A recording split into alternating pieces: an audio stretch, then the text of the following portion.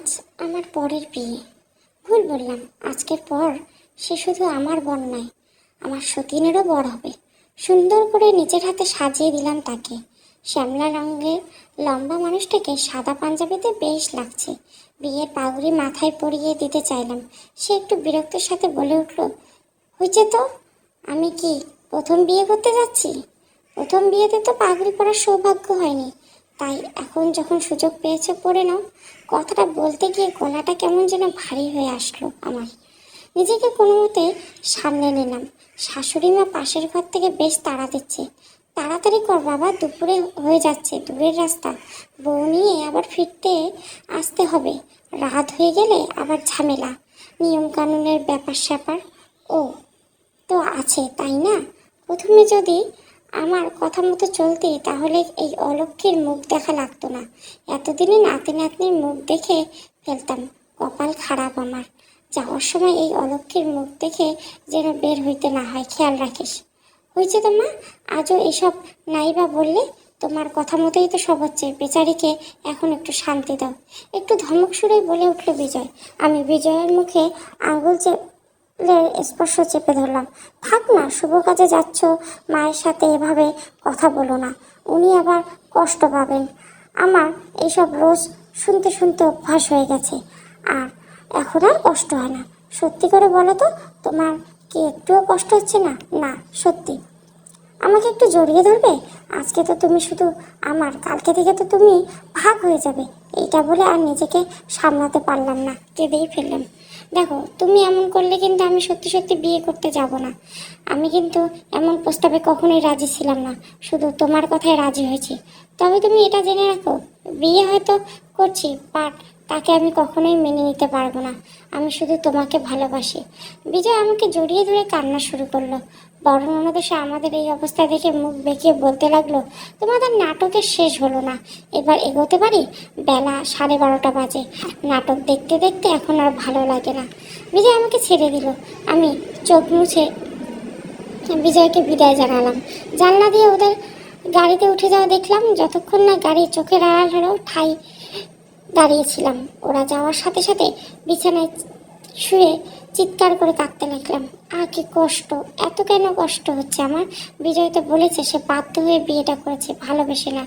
আর আজ বিয়ে করতে তো আমিই রাজি করেছি, সে শুধু আমাকে ভালোবাসে। নতুন বিয়েটা তো শুধু মাত্র একটা সন্তানের জন্য, একজন উত্তরাধিকারীর জন্য। যদি আমি একজন সন্তানের জন্ম দেওয়ার ক্ষমতা রাখতাম তাহলে এই দিনটা কোনোদিন আমার জীবনে আসতো না। আজ পুরোনো দিনের কথাগুলো মনে পড়ে যাচ্ছে, যেদিন প্রথম বিজয়ের সাথে আমার দেখা হয়েছিল। ইসকে বাজে পরিস্থিতিতে পড়েছিলাম সেদিন।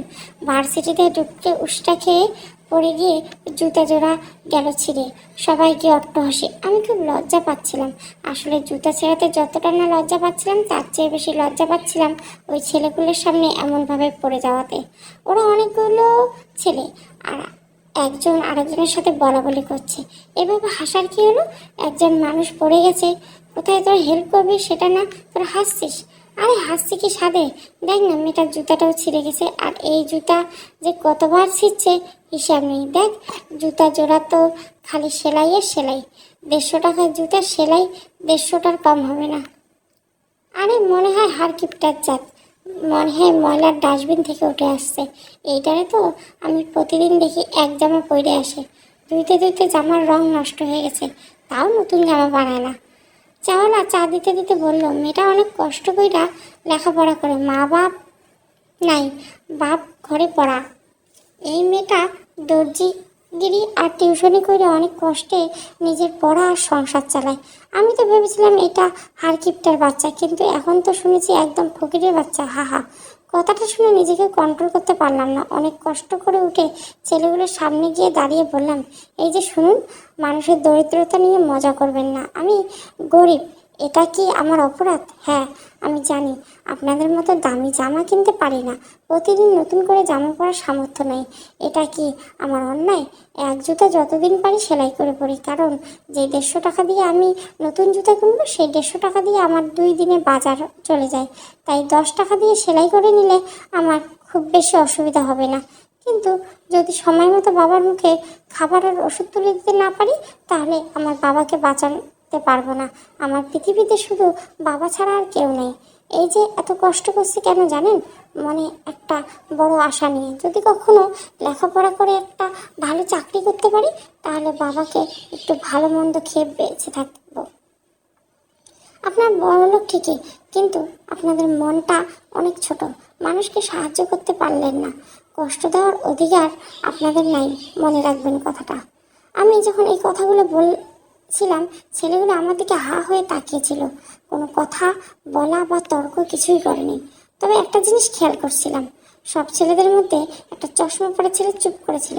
যখন সব ছেলেগুলো আমাকে নিয়ে মজা করছিল তখন ওই চশমা পরা ছেলেটা তেমন কিছু করেনি। সে ফোন টিপা নিয়ে ব্যস্ত ছিল বলে হয়তো তেমন কিছু করেনি, অথবা হতে পারে খুব ভদ্র। যখন আমি কথাগুলো বললাম সে এক দৃষ্টিতে আমার দিকে তাকিয়েছিল। খুব কেঁদেছিলাম সেদিন, ক্লাস না করে বাড়ি ফিরে এসেছিলাম। পরের দিন যখন ভার্সিটিতে গেলাম চশমা পরা ছেলেটা আমার দিকে এগিয়ে এসে বলল, সরি। কেন? কালকের ব্যাপারের জন্য। আপনি তো কিছুই করেননি, তাহলে ক্ষমা চাইছেন যে? আমার ওদেরকে থামানো উচিত ছিল, ওরা যখন হাসাহাসি করছিল আমার বাধা দেওয়া দরকার ছিল, বাট আমি তা না করে চুপ ছিলাম।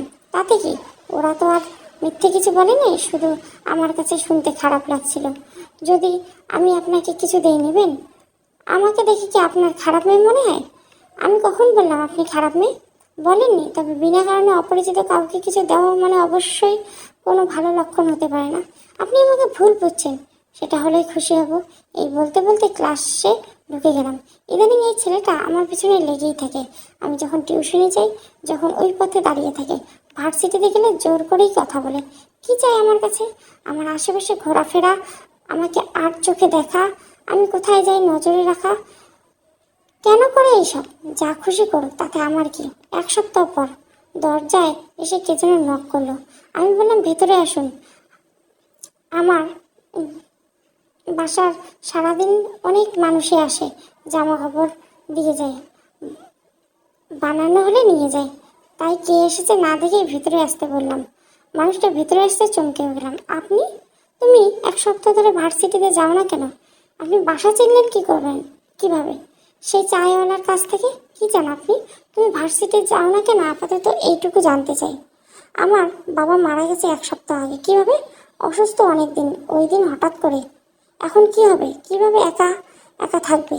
কি আর হবে, কপালে যা আছে তাই হবে। আপনি এখন প্লিজ চলে যান, কেউ দেখলে কেলেঙ্কারি হয়ে যাবে। তুমি যাবে আমার সাথে? কোথায়? আমার বাড়িতে। আপনার বাড়িতে গিয়ে কি করব? আমার সাথে থাকবে? আহা, ভালোই মজা করছেন। মজা না, সত্যি বলছি। কোনটা সত্যি? আমি তোমাকে ভালোবাসি, এটাই সত্যি। ভালোবাসা গরিবের জন্য না। দরজায় আবার কে যেন টোকা দিল। ভয়ে আমার শরীর ঠান্ডা হয়েছিল। কেউ দেখলে আবার কি ভাববে কে জানে। যেটা ভয় পাচ্ছিলাম ঠিক তেমনটাই হলো। মানুষ বলে না, যেখানে বাঘের ভয় সেখানে রাত হয়, আমার বেলাতেই তেমন হলো। দরজা খুলে দেখি বাড়িওয়ালা চাচা, সাথে আরো 2-3 জন ছেলে, তমাল আর সুজন। বাড়ির সামনে আরো কয়েকজন মানুষ জড়ো হলো। আমি কিছু বলার আগে তমাল আর সুজন ঘরে ঢুকে বিজয়কে শার্টের কলার ধরে বাইরে বের করলো। আমি বললাম, কি হয়েছে? ওনার সাথে এমন ব্যবহার করছো কেন? ওনার দোষ কি? কি দোষ জানিস না? দিন দুপুরে পুরুষ মানুষ ঘরে আইনে রাখিস, আবার বলিস দোষ কি? কি বলছেন এসব? উনি আর আমি একই ভার্সিটিতে পড়ি, কিছুদিন ধরে ভার্সিটি যাইনি বলে খোঁজ নিতে এসেছে, আর কিছু না। বাড়িওয়ালা চাচা বলল, এই ছেলেরে আরও অনেকবার আমি এই এলাকায় ঘুরঘুর করতে দেখছি, আজকে হাতে নাতে ধরলাম। তমাল আর সুজন আজকে উঠে পড়ে লেগেছে আমাকে কলম কিনে প্রমাণ করতে। এই দুইটা ছেলে আমাকে খুব উত্তক্ত করতো, অবশেষে পাত্তা না পেয়ে পিছু ছেড়ে দিয়েছিল। আজ সুযোগ নিয়ে প্রতিশোধ নিয়ে নিচ্ছে। যখন কোনো কুলকিনারা খুঁজে পাচ্ছিলাম না, তখন বাড়িওয়ালা চাচি সবাইকে উদ্দেশ্য করে বলতে লাগলো, আপনারা কেমন মানুষ? হ্যাঁ, এতদিন ধরে এই মেয়েটা এই এলাকায় থাকে, কখনো কি খারাপ কিছু দেখেছেন? আজ একজন ছেলে বাসার ভিতরে ঢুকতে দেখে এসে এমন হইচই করেছেন। সদ্য মেয়েটার বাবা মারা গেছে, এই মেয়েটাকে মনের উপর দিয়ে কি যাচ্ছে একবার ভেবে দেখেছেন? আর ছেলেটা এসেছে তো বেশিক্ষণ হয়নি, আজ এই মেয়েটার কেউ নাই বলে আপনারা বিনা দোষে তাকে দোষী করছেন। অথচ যখন আপনাদের নিজের মেয়েরা স্কুল বা কলেজ থেকে কোনো বন্ধু নিয়ে আসে তখন তো আপনারা সেটা খুব সহজে মেনে নেন। একজন মানুষের খোঁজ নিতে আসতেই পারে, তার মানে এই না যে তার সাথে মেয়েটার কোনো বাজে সম্পর্ক আছে। মেয়েটি কেউ নেই বলে আপনারা এমন করছেন। ভেবে দেখেন, কালকে হয়তো আপনিও হয়তো থাকবেন না, আপনার মেয়ে পাশে, তখন কি হবে ভেবে দেখেছেন? বাড়িওয়ালা চাচির কথা শুনে সবাই যে যার মতো চলে যায়। এ যাত্রায় চাচির জন্য বেঁচে গেলাম। আমি সবার সামনে বিজয়কে চলে যেতে বললাম। ও কি জানি বলতে চাইলো, আমি না শুনে ঘরের ভেতরে চলে আসলাম।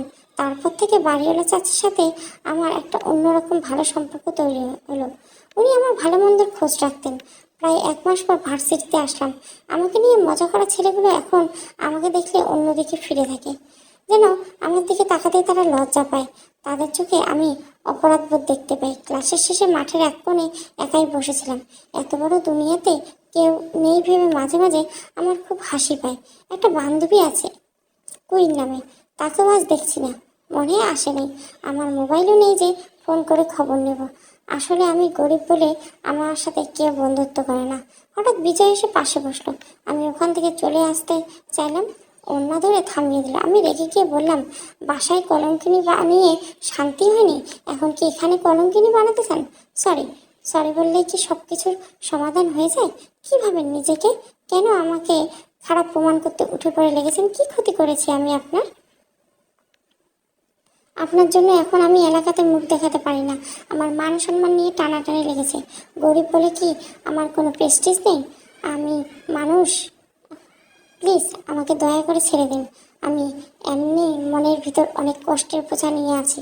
প্লিজ আপনি আমার এই কষ্টের পরিমাণ আর বাড়িয়ে দিবেন না। দয়া করে করুন, আমার উপর দয়া করুন। বিজয় আমার ওড়না ছেড়ে শক্ত করে আমার হাত ধরলো, নরম কণ্ঠে বলতে লাগলো, ভালোবাসি তোমাকে, তাই এত পাগলামি করি। তোমার কষ্টের বোঝা বাড়াতে না, তোমার মনকে হালকা করতে চাই। তোমার সব রাগ, অভিমান, কষ্ট, ভালোবাসা সব নিজের করে চাই। আমি জানি তুমি আমাকে ভালোবাসো, শুধু বলো না। ভয় পাও যদি আবার নতুন করে কষ্ট পাও এই ভেবে। আমি তোমাকে কথা দিলাম, আমি তোমাকে কষ্ট দেব না। আমি তোমাকে ভালোবাসি, তুমি আমাকে ভালোবাসো, তবে কিসের এত লুকোচুরি? কি চুপ করে আছো কেন? ভালোবাসো না আমায়? আমার কাছে স্বীকার না করলে নিজের কাছে কি অস্বীকার করতে পারবে? আমি দেখছি তোমার চোখে আমার জন্য ভালোবাসা। আপনি আমাকে সত্যি ভালোবাসেন? অনেক ভালোবাসে। কী লাভ ভালোবাসে যদি বিয়ে না হয়? তুমি চাইলে সব হবে। আপনার পরিবার কি আমাকে মেনে নেবে? আমি আমার পরিবারের একমাত্র ছেলে। আমার পরিবারে আমাকে অনেকেই ভালোবাসে, তাই আমার কথা ফেলতে পারবে না। তাহলে তাদেরকে দিয়ে বিয়ের প্রস্তাব পাঠান। কার কাছে পাঠাবো? তোমার তো কেউ নেই। আমি যাদের বাড়িতে থাকি তাদের কাছে পাঠান। এখন তো ওরাই আমার গার্জেন। আচ্ছা তাহলে রেডি থাকো। আমি মুচকি হাসি দিয়ে সায় জানালাম। সেদিন সন্ধ্যা পর্যন্ত দুজন একসাথে ছিলাম। জীবনে অনেক কথাই একে অপরের শেয়ার করলাম। পরের দিন বিকালে কয়েকজন মহিলা আসলো আমাকে দেখতে। আমার হাত দেখছিল, পা দেখছিল, চুল দেখছিল, আমার পরিবারের কথা জানতে চাইলো। সবটা খুলে বললাম। আমি তাদের ভাবসাব দেখে বুঝলাম আমাকে তাদের পছন্দ হয়নি। বাড়িওয়ালা চাচি তাদের আপ্যায়ন করলে তারা কিছু মুখে দেন নেই। যাওয়ার সময় একজন মহিলা বলে গেল, শোনে মেয়ে, বামুন হয়ে চাঁদ ধরতে দিও না। আমি বিজয়ের সব আবদার মেনে নিলেও এটা মানতে পারবো না। তুমি আমাদের বাসায় বউ তো দূরের কথা, কাজের মেয়ে হওয়ার যোগ্য না। আমার ছেলের পাশে তোমাকে যেন আর না দেখে, কথাটা মনে রাখো। কথাটা শুনে মনে হলো উনি সম্ভবত বিজয়ের মা হবেন। আমি জানতাম আমাকে তাদের পছন্দ হবে না, তাই তাদের কথায় বেশি কষ্ট হচ্ছে না। আগের থেকে প্রস্তুত ছিলাম তো ব্যাপারটার জন্য, তাই হয়তো। অন্যদিকে বিজয়ের মা বোন বিজয়কে বকাবকি করছিল, কি দেখে পছন্দ করলি এই মেয়েকে? না ভালো দেখতে, না কোনো ভালো পরিবার থাকে, একটা নোংরা বস্তিতে, গায়ের রঙ তো ময়লা। তুই শ্যামলা। আমার ইচ্ছা ছেলের বউ ফর্সা হবে। আমার ছেলের রুচি যে এতটা খারাপ, এটা আমার ধারণার বাইরে ছিল। ছি, মানুষকে মুখ দেখাবো কি করে? মা, আমি ওর রূপ দেখিনি, রূপকে ভালোবাসিনি, আমি তার দরিদ্রতাকে ভালোবাসিছি। আমি তো ভালোবেসেছি তার হাসির আড়ালে লুকিয়ে থাকা কষ্ট। একজন মানুষ কতটা ধৈর্য থাকলে সব অপমান মুখ বুঝে সইতে পারে, আমি তাকেই দেখে বুঝেছি। কতটা সাহসী হলে একটা সংসারের দায়িত্ব নেওয়া যায়, এটা ওকে দেখে শেখা উচিত। বাবারে, আবেগ নিয়ে গল্প, কবিতা চলে, জীবন চলে না। ওই মেয়ে যে কে আমি কোনোদিনও আমার ছেলের বউ হিসাবে মেনে নিতে পারবো না। কিন্তু মা, আমি যে তাকে ছাড়া আর অন্য কাউকে স্ত্রী বলে মানতে পারবো না। তাহলে শুনে রাখ, ওই মেয়েকে বিয়ে করলে তোকে এই বাড়ি ছাড়তে হবে। তুমি যদি চাও তাই হোক, তবু আমি সুফিয়াকে ছাড়তে পারবো না। রাত বাজে 11টা, কে যেন দরজায় ঠোকা দিচ্ছে। এত রাতে কে আসতে পারে? এখন তো কারো আসার কথা না। তাহলে ভয়ে ভয়ে দরজা খুললাম। এ কি বিজয়, এত রাতে আপনি এখানে কেন? কেউ দেখলে কি হবে? যা হবাতে তাই হবে। আমাকে আর কিছু বলার সুযোগ না দিয়ে জড়িয়ে ধরলো। আমিও কেন জানি না নিজেকে সামলাতে পারলাম না, জড়িয়ে ধরলাম তাকে। দুইজনের কষ্ট যেন আজ একটাই, পাওয়ার আগেই না হারিয়ে ফেলি। কতক্ষণ এভাবে ছিলাম জানি না, তবে চোখ খুলতেই দেখি বাড়িওয়ালি আর বাড়িওয়ালাকে দেখতে পেলাম। চাচা তো খুব রেগে গেছে, কিন্তু বিজয়ের কথায় তিনি মাথা ঠান্ডা করেছেন। চাচা, আজ রাতে আমরা বিয়ে করতে চাই, আপনারা কি আমাদের বাবা মা হয়ে পাশে থাকবেন? আমি আমার বন্ধু বান্ধব ও কাজীকে নিয়ে আসছি, কিছুক্ষণের মধ্যেই এসে পড়বে। সেদিন রাতে আমাদের বিয়ে হলো। তারপর প্রায় 6 বছর খানেক শ্বশুরবাড়ির সাথে আমাদের কোনো যোগাযোগ ছিল না। একদিন শাশুড়ি এসে খুব কান্নাকাটি করে নিয়ে গেলেন আমাদেরকে বাড়িতে। বাড়িতে তুললে মন থেকে কখনো মেনে নেননি আমাকে। আমাকে কষ্ট সহ্য করেছি, তবু দিন শেষে ভালোবাসার মানুষের কাছে পেয়ে সব কষ্ট ভুলে গেছি। বিয়ের 10 বছর হলো, একটা বাচ্চার মুখ দেখার সৌভাগ্য হয়নি। ডাক্তার বলেছে আমি কখনো মা হতে পারবো না, তবুও হাল ছাড়িনি। যতটুকু সম্ভব ডাক্তার কবিরাজ দেখিয়েছি, কিন্তু লাভ হয়নি। ভেবেছিলাম শাশুড়িকে একজন নাতি বা নাতনি উপহার দিলে তার মনে জায়গা করে নিতে পারবো। ভাগ্যের কি পরিহাস, তার হলো না। অবশেষে বাধ্য হয়ে নিজের স্বামীকে দ্বিতীয়বার বিয়ে করাতে রাজি হয়েছে। সে রাজি ছিল না, অনেক কসম দিয়ে কান্নাকাটি করে তবু রাজি করেছে। এছাড়া আমার কি করার ছিল? আমার সুখের জন্য আমি তো বিজয়কে বাবা হওয়া থেকে বঞ্চিত করতে পারি না। তবে বিয়েতে রাজি করানোর পর শাশুড়ির রাগ আমার উপর অনেকটা কমে গেছে, সেটা আমি খেয়াল করেছি। যাই হোক, শাশুড়ি মনে তো একটু জায়গা পেয়েছি, এটাই বা কিসের কম। এভাবে ভাবতে ভাবতে কখন ঘুমিয়ে পড়ছিলাম বলতে পারবো না। গাড়ির শব্দে ঘুম ভাগলো। তাহলে কি বউ নিয়ে চলে এসেছে? গেটের সামনের দিক গিয়ে দেখি শাশুড়ি মা বউকে বরণ করার জন্য দাঁড়িয়ে আছে। আমি বউয়ের মুখ দেখার চেষ্টা করলাম, কিন্তু দেখতে পাচ্ছিলাম না। লম্বা ঘুমটা আর উপরে এত মানুষের ভিড়, এড়িয়ে দেখার কোনো সুযোগ পাচ্ছিলাম না। এইসব তাড়াহুড়ো থেকে একটু দূরে এসে দাঁড়িয়ে রইলাম। কি দরকার অযথা ভিড় বাড়ানো? কিছুক্ষণ পর বউকে বরণ করে গাড়ি থেকে নামানো হলো। কে যেন ঘুমটা তুললো, আমি দেখে মুগ্ধ হলাম। বাহ, কি সুন্দর দেখতে, লম্বা ফর্সা, একদম আমার শাশুড়ির মনের মতো। এতদিন আমার শাশুড়ির ইচ্ছা পূরণ হলো। আর খুব ইচ্ছা ছিল তার ছেলের বউ ফর্সা হবে।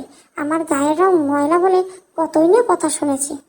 সবাই যখন বলেছিল বউ দেখতে সুন্দর চাঁদের মতো, তখন পাশে দাঁড়িয়ে থাকা আমার বরের ঠোঁটের কোণে হাসির ঝলক দেখতে পেলাম। না, এই হাসি তো কোনো মিথ্যে হাসি নয়, এত মনের আনন্দে ফুটে ওঠা প্রাপ্তির হাসি। তবে কি সেও মুগ্ধ হয়ে গেল তার রূপে? রাতে নতুন বউ আর বিজয়কে একসাথে খেতে দেওয়া হলো। বিজয়ের বন্ধু বান্ধব, ছোট বোন, বড় বোন, বাবা মা সবাই ছিল সেখানে, শুধু আমি ছিলাম না। সবাই যার যার মতো খাওয়া শেষ করে উঠে গেল, অথচ কেউ একবার আমার খাওয়ার কথা মনে করলো না। বিজয় তো একবার জিজ্ঞাসা করতে পারতো আমার কথা। ও কি জানে না আমি যে ওকে ছাড়া খাই না? যখন নতুন এসেছিলাম এই বাড়িতে, খাবার অভাব না থাকলেও আমাকে খাবারে অনেক কষ্ট দেওয়া হতো। একদিন বিজয়ের চোখে ব্যাপারটা ধরা পড়লো। সেদিনের পর থেকে সে আমাকে রেখে কখনো খায়নি, অথচ এতদিনে অভ্যাস সে আজ কিভাবে ভুলে গেল? যে মানুষটা বিয়েতে রাজি ছিল না, সে মানুষটা বিয়ে না করতে এতটা পাল্টে গেল কিভাবে? আজ থেকে আমার বিছানায় নতুন বউকে থাকতে দেওয়া হলো। খুব কষ্ট হচ্ছে ঘরটা ছাড়তে। ঘরের প্রতিটি জিনিস খুব যত্ন সহকারে নিজের হাতে সাজিয়েছিলাম, আর সব কিছুই এলোমেলো হয়ে গেল। আমি বিজয়ের মুখের দিকে এক বুক আশা নিয়ে তাকিয়ে ভেবেছিলাম ও বলবে, সুপ্রিয়া তুমি কোথাও যাও না, এই ঘর তো একমাত্র তোমার, এই ঘরে একমাত্র তোমার থাকার অধিকার আছে, আর কারো না। কিন্তু আশাহত হয়ে চলে আসলাম অন্য ঘরে। মনে হলো সেও চাচ্ছে আমি এই ঘর থেকে চলে যাই। স্বামী হারালাম, ঘর হারালাম, কবে জানি এই বাড়ি থেকে হারিয়ে যাব নিঃশব্দে। আজ আমি একদম নিঃস্ব। বাবাকে হারিয়ে যে মানুষটাকে বেঁচে থাকার জন্য আঁকড়ে ধরেছিলাম, সেই মানুষটাও খুব যত্ন করে হৃদয়টা ভেঙে দিল। আসলে প্রিয় মানুষগুলোই তো পারে এত যত্ন নিয়ে কষ্ট দিতে। না, কিছুতেই ঘুম আসছে না। এই একটা সমস্যা আমার, নিজের বিছানা ছেড়ে অন্য বিছানায় ঘুমাইতে পারি না। আচ্ছা, সত্যি বিছানাটাই নাকি ঘুম আসার কারণ, না কারণটা নিজের থেকে লুকাতে চাইছি আমি? দীর্ঘ 10 বছর কখনো বিজয়কে ছাড়া ঘুমাইনি। বাপের বাড়ি নেই, যাওয়ার মতো কোনো জায়গা ছিল না, তাই কখনো আলাদা থাকা হয়নি। অথচ আজ একই বাড়িতে দুজন আলাদা। একদিনের অভ্যাস কি আর একদিনে ভোলা যায়? যার বুকে মাথা রেখে নিশ্চিন্তে ঘুমাতাম, তার বুকে আজ অন্য কেউ মাথা রেখে ঘুমাবে। বিজয় কি জানে না একা থাকা কতটা কষ্টকর? আমি যে তাকে ছাড়া ঘুমাতে পারি না, সে কি বোঝে না? আর বুঝবেই বা কী করে? এখানে আমি একা থাকলেও ওর পাশে তো সুন্দরী বউ আছে। বুকের ভিতর চিনচিন করে ব্যথা করছে, গলা শুকিয়ে কাঠ হয়ে আসছে। মনে হচ্ছে এখনই বুঝি মারা যাব। এমনভাবে বেঁচে থাকার চেয়ে মৃত্যু শান্তি মনে হচ্ছে। রাত কোনো মতে কাটিয়ে সকালে উঠে সংসারের কাছে হাত লাগালাম। কিছুক্ষণ পর বিজয় এসে নাস্তার টেবিলে বসলো। ওর বউ এখনো নিচে নামেনি, হয়তো গোসল নিয়ে ব্যস্ত। আমি বিজয়কে নাস্তা দিলাম। সুযোগ পেয়ে একটা প্রশ্ন করলাম, বাসর রাত কেমন কাটলো? কিছুক্ষণ চুপ থেকে বলল, নাস্তা করছো? আমি এই 10 বছরে কখনো তোমাকে ছাড়া খেয়েছি? রাতে খাওনি তুমি? আমার খাওয়ার খোঁজ কে রাখে? এখনই খেয়ে নাও, পরে কাজ করো। আমার প্রশ্ন এড়িয়ে যাচ্ছে। বিজয় আর কথা না বাড়িয়ে টেবিল থেকে নাস্তা না খেয়ে উঠে পড়লো। ও আমার চোখে চোখ রাখার সাহস পেল না। কিছুক্ষণ পর নতুন বউ নিচে নামলো। শাশুড়ি মা বউয়ের সাথে সবার পরিচয় করে দিচ্ছিল। আমাকে দেখিয়ে বলল, এটা তোমার সতীন। এতক্ষণ সবাইকে সালাম দিলেও আমাকে সে সালাম দেয়নি। আমি বললাম, তুমি আমাকে কি বলে ডাকবে জানি না, আমি তোমাকে ছোট এবং তুই করে ডাকবো। এভাবেই চলছিল দিনকাল। বিজয়ের থেকে দূরত্ব দিন দিন বেড়েই চলছিল। মাসে 2-1 দিন সে আমার ঘরে এসে থাকতো। দায়িত্ব হিসাবে আমিও সেটাকে ভালোবাসা ভেবেই খুশি থাকতাম।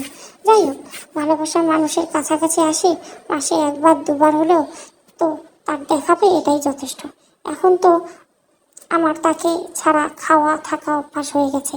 আবেগ যখন ছোট ছিল, রাত 11টা পর্যন্ত বিজয়ের জন্য খাবার নিয়ে অপেক্ষা করতাম। ছোট এসে সেই কষ্ট থেকে আমাকে মুক্তি দিয়েছে। একদিন আমাকে রাতের খাবার নিয়ে অপেক্ষা করতে দেখে ছোট বলল, বুবু তুমি সারাদিন অনেক কাজ করো, এখন রাত পর্যন্ত তোমাকে খাবার নিয়ে অপেক্ষা করতে হবে না, তুমি ঘুমাও গিয়ে, আমি ওনাকে খাবার দিয়ে দিব। একদিন যার মুখ দেখে সারাদিনের কষ্টের কথা ভুলে যেতাম, আজ তার জন্য অপেক্ষা করাও বারণ। আমি মুখ ফুটে কিছু না বললেও তোমার বুঝতে বাকি নেই, কৌশলে আমাকে বিজয়ের থেকে আর একটা দূরে সরানো হলো। তবুও আমি ছোটকে কোনো দোষ দিই না। ছোট তো আমার সতীন, কিন্তু বিজয় তো আমার স্বামী। সে যখন আমার খোঁজ নেয়নি, সতীনকে দোষ দিয়ে কী হবে? এর মাঝে শ্বশুর মারা গেল। হঠাৎ বাড়িতে কান্নাকাটির ধুম পড়ে গেল। শ্বশুরের মৃত্যু মুখটা দেখা বাবার কথা খুব মনে পড়ছিল। বিজয় সেদিন সবার সামনে আমাকে জড়িয়ে ধরে কাঁদছিল আর বলেছিল, আমি তোমার মতো বাবা হারা হয়ে গেলাম। ইদানিং শাশুড়ি অসুস্থ থাকে বেশি, রাতে ঠিকও ঘুমায় না ঠিক মতো, খাওয়া দাওয়া না করে শুধু কান্নাকাটি করে।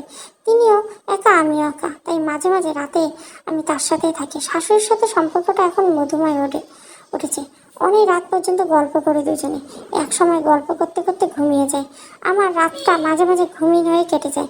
মাঝরাতে আকাশের সাথে যে আমার একটা বন্ধুত্ব হয়ে গেছে। কত ঘুমিন রাতের সাক্ষী এই রাতের আকাশটা। বারান্দায় দাঁড়িয়ে আকাশ দেখে দেখে অনেক রাত কাটিয়ে দেয়।